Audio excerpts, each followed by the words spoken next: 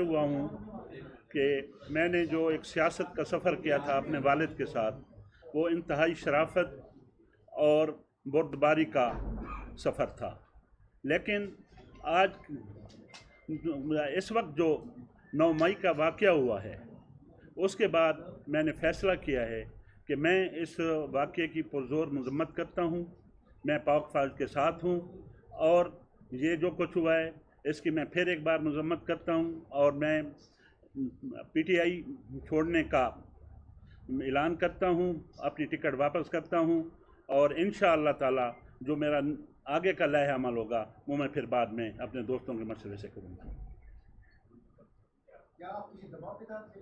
نہیں، مجھے کوئی دباؤ نہیں ہے۔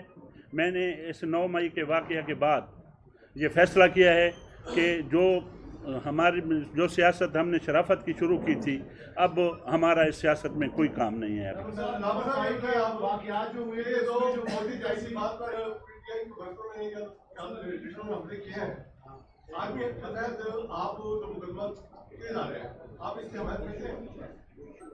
میں آپ کی بات نہیں سمجھا۔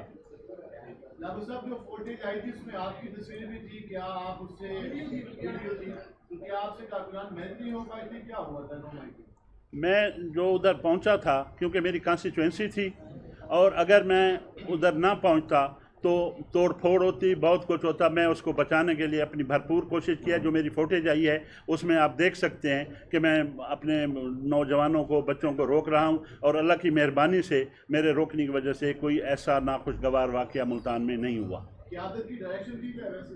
قیادت کی کوئی ڈائریکشن نہیں تھی، قیادت کی ڈائریکشن تھی پرامن، لیکن ہم اس کی 9 مئی کا جو ہے واقعہ، ہم اس کی پرزور مذمت کرتے ہیں۔ بس تھینک یو، اللہ حافظ۔ Thank you G.